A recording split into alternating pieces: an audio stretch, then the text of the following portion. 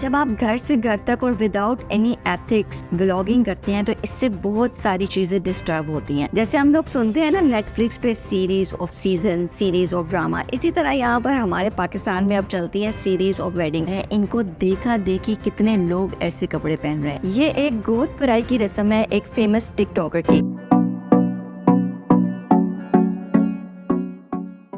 अस्सलाम वालेकुम, this is me Ayesha Umar and welcome to my channel. आज का टॉपिक बहुत इंटरेस्टिंग होने वाला है क्योंकि आज मैं रिएक्शन देने वाली हूँ यूट्यूबर्स पर।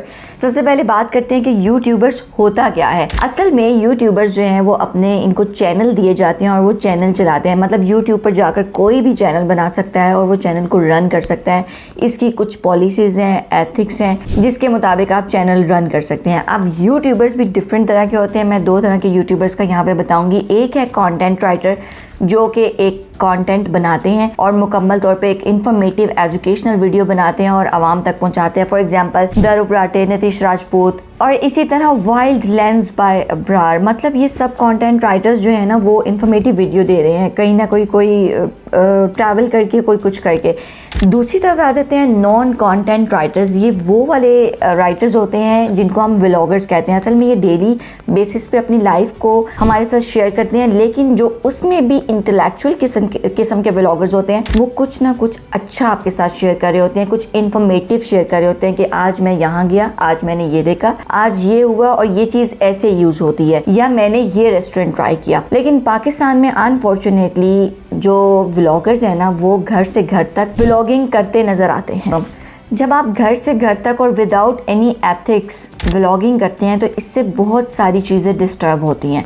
यहाँ पर मैं इस्लाम के बारे में बात नहीं करूँगी बिकॉज़ हर किसी का अपने अल्लाह के साथ अपना मामला है, लेकिन हम एक सोसाइटी में रहते हैं, हमारा एक कल्चर है और वो सोसाइटी कितनी डिस्टर्ब हो रही है मैं उसके बारे में ज़रूर बात करूँगी। असल में मैं एक लंबे अरसे से ना ये चीज़ें देख रही थी कि अच्छा ये हो रहा है, वो हो रहा है, तो मैंने कहा नहीं, आज अभी पिछले दिनों तो कुछ इतना अजीब किस्म का वाक़या हुआ तो मैंने कहा आज तो मैं वीडियो बना कर ही सांस लूँगी कि भाईजान ये किस तरह की व्लॉगिंग है जिससे आप अपनी सोसाइटी को बिल्कुल डिस्ट्रॉय कर रहे हो, आप अपनी आने वाली जनरेशन को डिस्ट्रॉय कर रहे हो। जिस तरह सियासत में हम कहते हैं ना कि कोई एथिक्स और रूल्स नहीं बचे सियासतदानों के लिए, इसी तरह यहाँ पर व्लॉगर्स का ये हाल है कि कोई एथिक्स और कोई रूल्स नहीं बचे पाकिस्तान की आवाम के लिए। जो उनका दिल आता है पकड़ के डाल देते हैं, ये भी नहीं सोचते कि इस डालने वाली वीडियो का कितने बच्चों पर, कितनी लड़कियों पर या कितने लोगों पर क्या इम्पैक्ट होगा। तो इस पे सबसे पहला पॉइंट है सीरीज ऑफ वेडिंग्स। जैसे हम लोग सुनते हैं ना नेटफ्लिक्स पे series off season, series of drama, इसी तरह यहाँ पर हमारे पाकिस्तान में अब चलती हैं सीरीज ऑफ वेडिंग्स। मतलब ये शुरू होती है ब्राइडल शावर से, फिर ढोलकी, फिर मायो, फिर पता नहीं क्या क्या, फिर बारात और फिर वलीमा, और मतलब इसको हम सीरीज ऑफ वेडिंग्स कहते हैं कि आपकी शादी एक महीना पहले शुरू हो गई। मैं तो कह रही थी शुक्र है इनके पास आनंद अंबानी जैसे जितने पैसे नहीं है, वरना ये तो 3 साल पहले प्री वेडिंग स्टार्ट कर देते। लेकिन ये इनको नजर नहीं आता कि वो 100 में से एक बंदा, आप 100 में से 50 बंदे एक ही ट्रेंड को फॉलो करेंगे सीरीज ऑफ वेडिंग्स को, तो इसका इम्पैक्ट आपकी नस्ल पर कितना होगा, आपकी जनरेशन पे कितना होगा, उन लड़कियों पे कितना होगा जो ये अफोर्ड नहीं कर सकती हैं। दूसरा आ जाते हैं आपकी ड्रेसिंग सेंस। मुझे लगता है कि अगर आप सोशल मीडिया पर आ रहे हैं ना तो आपको एक रोल मॉडल होना चाहिए अपनी आवाम के लिए, and definitely you will be discussed everywhere. अगर आप सोशल मीडिया पर आ रहे हैं और फिर आप ये कहें कि मेरी लाइफ प्राइवेट रहे तो ये तो नहीं होने वाला। दूसरी साइड पर आ जाए ड्रेसिंग सेंस पर कि क्या हो गया है, आप स्लीवलेस कपड़े पहन रही हैं, इतने खुले खुले गले पहन रही हैं, आपके पेट नंगे हैं शादियों के मौकों पर, आप बैकलेस शर्ट्स पहन रही हैं जस्ट फॉर द सेक, किस लिए, लोगों को दिखाने के लिए या अपने लिए। लेकिन मैं आपको बताती चाहूँ ये कल्चर, ये सोसाइटी इन चीज़ों को अलाउ नहीं करती है। आपका ये आधे आधे कपड़े पहनना किसी बच्ची की रेप का बाइस बन सकता है। I am telling you that directly, क्योंकि मर्द जो है ना वो आपको अच्छी नज़र से किसी तरह भी नहीं देखते। तो लिहाजा स्लीवलेस कपड़े पहनना ये पाकिस्तान के कल्चर का हिस्सा नहीं है, इसको शादियों पर अवॉइड करें पहनने से। यार सच बताऊं तो मेरे में तो आज दिन तक ये वाला कॉन्फिडेंस नहीं आया कि मैं अपने फादर के सामने हाफ स्लीव भी पहन कर घूम सकूं। तो मुझे नहीं समझ आ रही कि इस जनरेशन के जो पेरेंट्स हैं वो क्यों इनको इंस्ट्रक्शंस नहीं देते इस चीज़ की कि बेटा एटलीस्ट तुम लोग हमारे सामने घूम रहे हो, अपना पेट नंगा मत करो, अपने इतने खुले खुले गले मत पहनो, अपनी बैकलेस शर्ट्स ना पहनो। तो ये बड़ा अफसोसनाक मुकाम है इन तमाम व्लॉगर्स के लिए जो इन एथिक्स के अगेंस्ट जाकर ये स्लीवलेस कपड़े पहन रहे हैं और एक ऐसा ट्रेंड बना रहे हैं जो आने वाली जनरेशन को डिस्ट्रॉय करने वाला है। इनको देखा देखी कितने लोग ऐसे कपड़े पहन रहे हैं और ये एक फैशन बनता जा रहा है लोगों के लिए, जो पाकिस्तानी कल्चर को मुकम्मल तौर पर डिस्टर्ब करेगा। इसके बाद आ जाते हैं बॉलीवुड नाइट पर। मशहूर फेमस टिकटॉकर्स हैं, उनकी सिस्टर की शादी थी, वहाँ पर एक बॉलीवुड नाइट मुकम्मल तौर पर एक इवेंट रखा गया जहाँ पर सब बॉलीवुड की तरह बनकर आए और उन्होंने अडॉप्ट किया। लेकिन यकीन करें, मैं पर्सनली उन टिकटॉकर्स को पसंद करती थी, बट मैंने जब वो वाला सीन देखा तो मुझे हैरत हुई कि उनमें और अनपढ़ों में कोई डिफरेंस नहीं रहा। यार, अगर आपने बॉलीवुड की चीज़ें ही अडॉप्ट करनी हैं तो बेतहाशा चीज़ें अडॉप्ट करने की। पाकिस्तानी इंडियंस के पीछे पीछे ऐसी चीज़ें अडॉप्ट कर रहे हैं जो कि बिल्कुल बेवजह हैं।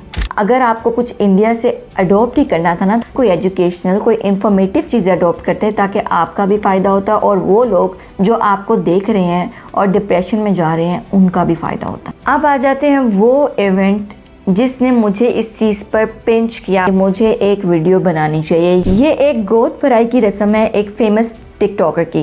मैं हैरान थी वो रस्म देखने के बाद और उसके बाद मैंने फैसला किया कि मैं वीडियो बनाऊंगी। गोद भराई की रस्म हो रही है, अंदर फ्रूट डल रहे हैं और वो पेरेंट्स जिन्होंने सारी ज़िंदगी अच्छे कामों में गुजार दी हुई, उनके वो पेरेंट्स, उन्होंने भी बच्चों को ये हिदायत नहीं दी कि भाई ये तुम क्या कर रहे हो, ये तो चीज़ें हमारी सोसाइटी का हिस्सा ही नहीं है। तो ये किधर के आप 9 महीने की प्रेगनेंसी दिखा रहे हो पिछले 1.5 से 2 सालों में। आप यकीन करें, मैं हैरान थी कि लड़कियों में इतनी बेहयाई आ गई है कि वो अपनी प्रेगनेंसी, जिसको पर्दे में रहने का कहा गया है, जिसको पर्दे में रखने का कहा गया, ठीक है आप लोग आते हो आओ, लेकिन प्रेगनेंसी ऐसी चीज थी, आने वक्तों में औरतें दूसरे लोगों को फेस नहीं करती थी इस ड्यूरेशन में। लेकिन यहाँ पर इतनी बेहयाई आ गई है कि आप खुले आम ये चीजें कर रहे हो, खुले आम चीजों के साथ साथ आप गोद भराई कर रहे हो और उस गोद भराई में उनकी जो मदर्स शामिल है वो उनको ये नहीं बता रही कि भाई ये हमारी रस्म नहीं है, ये आप लोग गलत कर रहे हो, दिस इज रॉन्ग।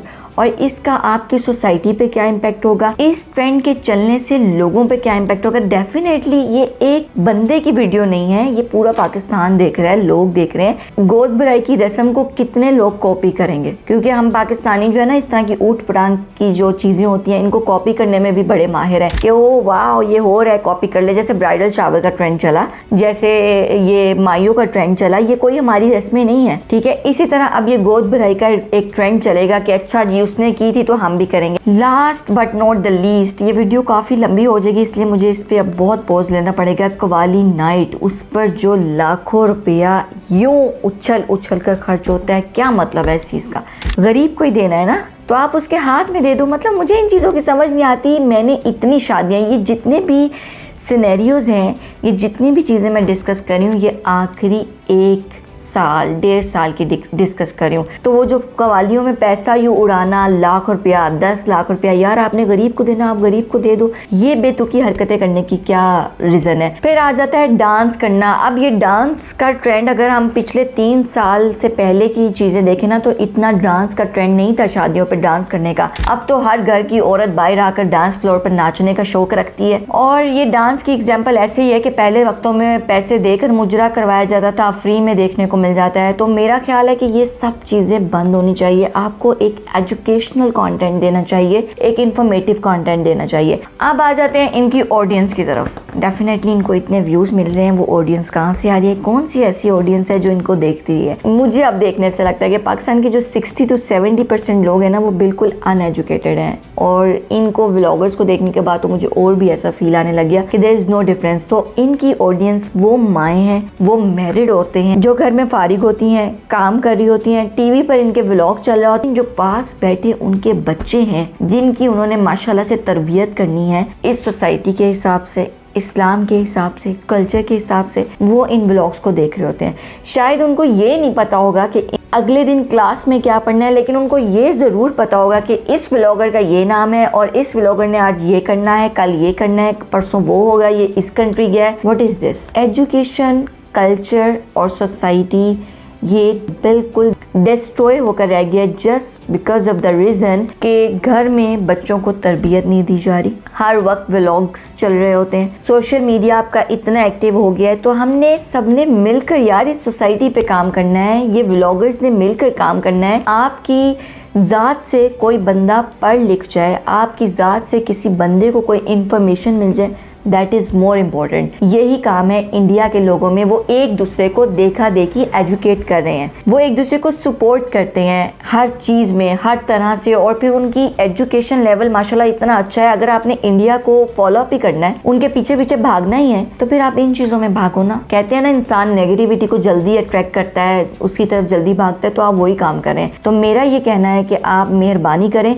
अपने व्लॉग्स बनाएं, लेकिन एक लिमिट में रहकर अपनी सोसाइटी के और अपने कल्चर्स की रूल्स और एथिक्स को देखते हुए वल्गैरिटी को मत फैलाएं, बेहयाई को मत फैलाएं, हया में रहकर काम करें ताकि पाकिस्तान को हम एजुकेट कर सकें और आगे लेकर जा सकें। So this was me, Aisha Omar, and it was my reaction on all the TikTokers and vloggers that are not doing well in Pakistan. And do not forget to subscribe my channel. Keep watching. Allah Hafiz.